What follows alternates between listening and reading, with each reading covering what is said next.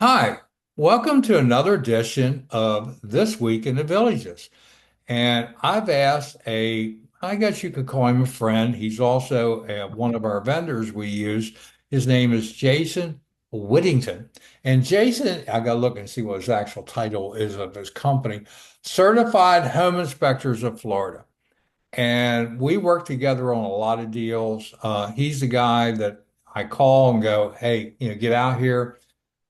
He has done over 15,000 home inspections in his career. He's younger than he looks. But anyway, Jason is here, and we want to talk about wind mitigation because many of you who aren't from Florida don't, when I say you need a wind mitigation report, they go, what? So I brought Jason in to explain what wind mitigation is.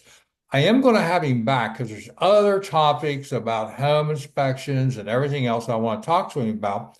But right now, I just want to talk about wind mitigation. So, Jason, thanks for joining me. Hey, Dick, thank you so much. Appreciate you having me on. Wind mitigation inspections. Very few states have them. Florida is one of the ones that had it first, and you have to have it no matter what part of the state you're living in. It is a insurance need. Some insurance carriers actually require it. Some insurance carriers have uh, certain guidelines they've got to go by if the home is over, say, 1 year old or 2 years old, and that varies from time to time. Uh, Even if your insurance carrier doesn't absolutely require it, we recommend that you get it done 100% of the time. Okay. Home inspection, add the wind mitigation. Wind mitigation is going to probably save you hundreds of dollars on your insurance, your homeowner's insurance policy every year. And that's a savings that you'll get every year for up to 5 years. Because the Mhm. wind mitigation report is good, valid for 5 years from the date of inspection. So, most of our clients that have had this done over the last 2 decades save an average of $250 a year. And so 5 years, that adds up, $1,250 is not too bad.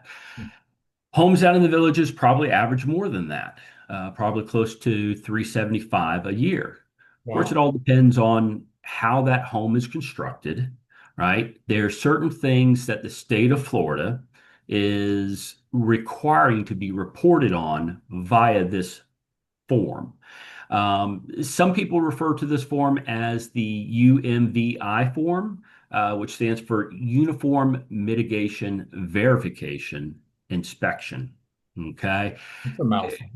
Any of your agents that you're talking to, they know it as the wind mitigation inspection. So it has to do with how your home theoretically should withstand wind speeds, okay? Pressures, loads, uplift. We have more hurricane landfalls than any other state in the union. We have all this beautiful coastline. And when you're closer to the coastline, the more important this is. In the villages, in my experience, knock on wood, don't want to jinx us, but we've never had severe hurricanes do much in the way of damage because of how good the homes are built by the villages. That's true. And I think personally, uh, Irma, when it came up to center of the state in 2017, in my world, I had an older roof and I ended up losing a lot of shingles with Irma. So yeah, we're not on the coast or anything, but we still have the possibility for that. Now, let me ask you a question. The villages is three counties, Yes, Sumter, sir. Marion, and Lake. They all have different wind speeds. How does that adjust for you doing your wind mitigation? Well, when it comes to the wind mitigation, really the zone that you're in doesn't really matter. What we're looking at is how was the home constructed?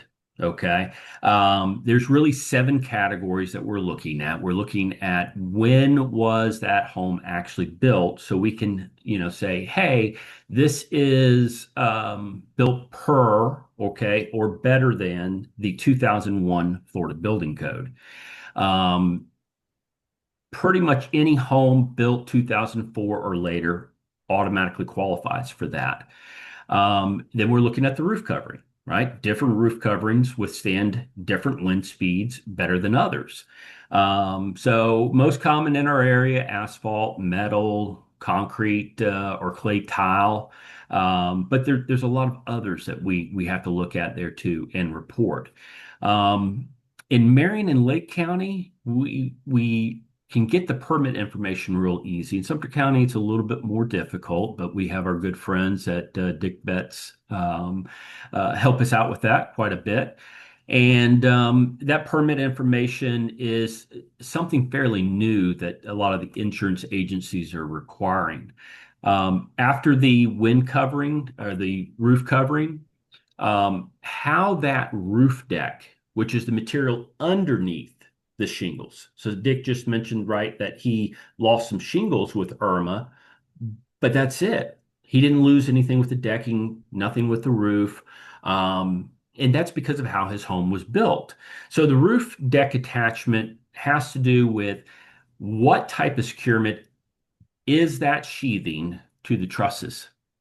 And back in the 80s, they used staples. Sometimes they were, spaced out every 6 inches. Sometimes it was 12 inches. Sometimes it was 18 inches. And then in the 90s, they started using 6D nails. And then with the Florida Building Code change in 2001, they went to 8D nails, which is a longer nail, which means it's driven into the truss further, which means it has more uplift. Mm. And pretty much any home that has had a new roof, a tear off and install, is going to have those 8D nails every 6 inches. Wow. Occasionally we'll see it spaced out a little bit more in 12 inches. That's not too much of a difference between the 6 inch though. Hmm. So, Interesting. um, metal roof, concrete tile, it doesn't matter. The roof deck attachment is just about how that roof sheathing is attached to the trusses. Hmm. Section 3 is probably one of the biggest sections on the wind mitigation report that's going to determine if you're going to save tens of dollars or you're going to save hundreds of dollars. Mm. Most of you are going to save hundreds of dollars just in this section alone. The fourth section on that wind mitigation form is how the roof trusses are secured to the walls. What is the connector right here? Is it toenails like we used for hundreds of years, where they just took a nail and drove it through the truss into the top of the wood beam, right? Or crisscross toenail? Or is it a clip that's attached to the wall, turns, and comes up and it's just on one side? Most common one that we have in the villages is a single strap. It's a strap that comes up off the wall, attached to the wall, right? You can't really see that portion, but then twists and goes up one side of the truss, over and down the backside.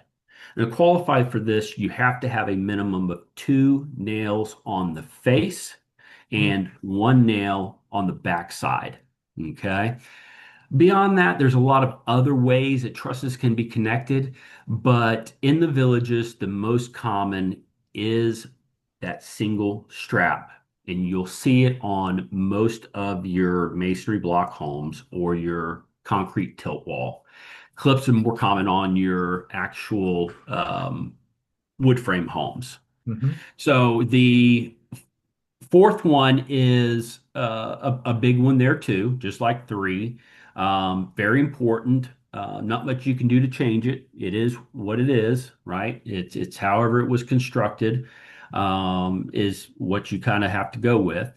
And the fifth section has to do with what type of roof geometry. Okay, different roof geometries will withstand different wind loads. Mm. Okay. Some people have heard of hip roofs. Some people have heard of gable roofs. Right.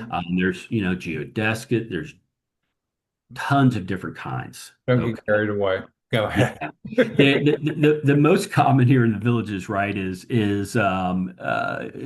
gable, hip, or in between Right. hip and gable. Combination type thing. Combination, yeah, so you have that nice architectural appeal with the roof line and so to qualify for a hip roof, which is really what you want to qualify for because it's a big savings in itself.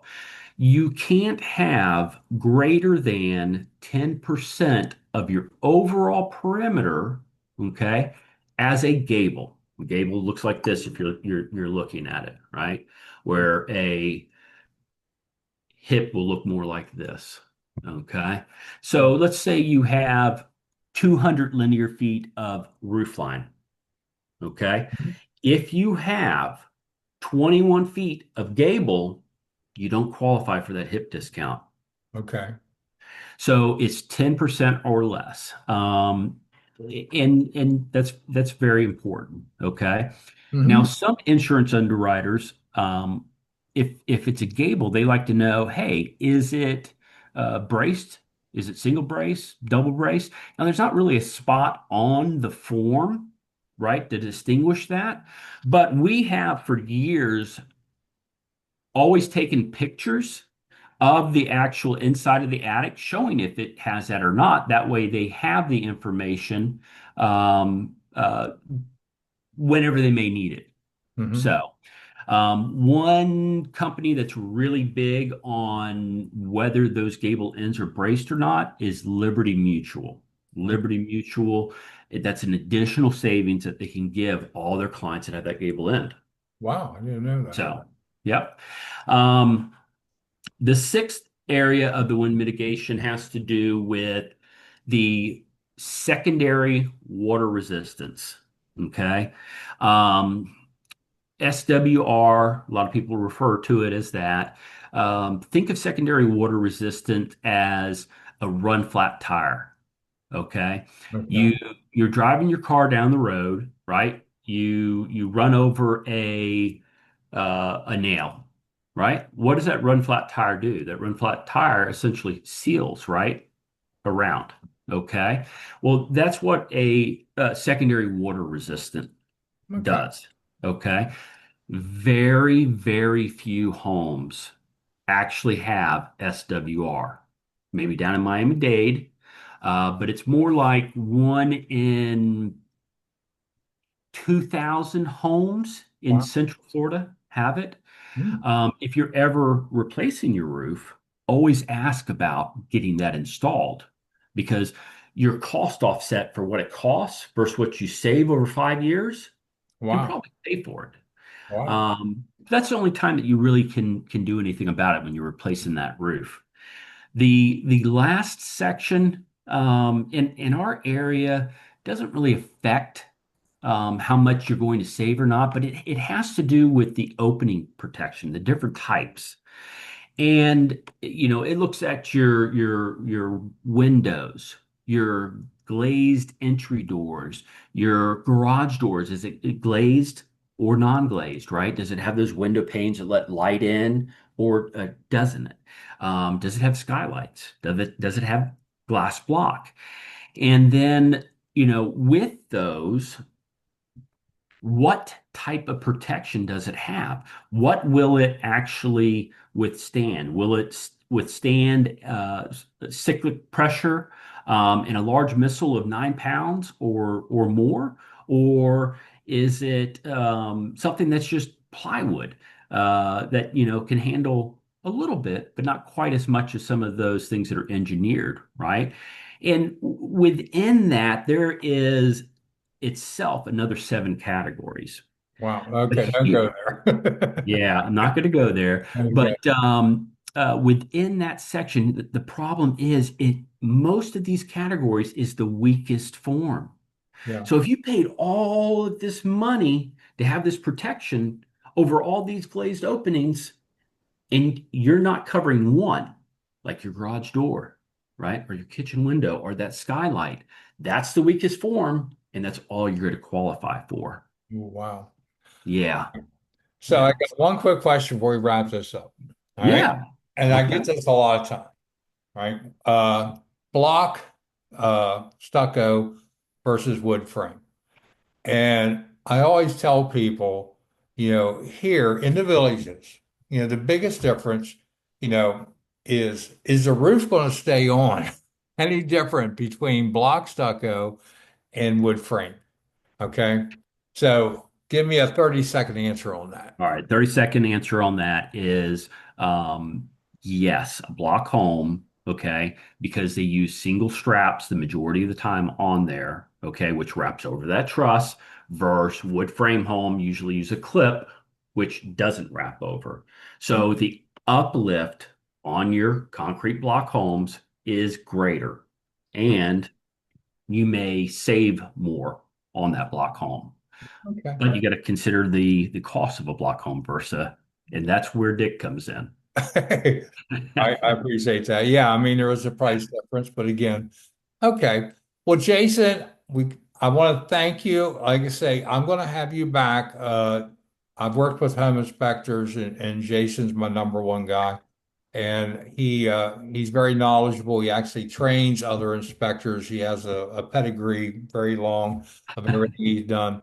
So, Jason, thank you. I will be putting up the information about Jason and his company as I normally do. And he did one for us today, matter of fact. I I haven't sure seen the did. report yet. I don't know. Maybe I ought to be worried. But anyway, he did a home inspection All for one good. of our clients today, but I'll take a look at it later. Okay. So, Jason, thank you. And we'll have you back for more discussion. Okay. All right, sir. I appreciate it. All right, sir. Have a great. You too. Bye bye. Bye.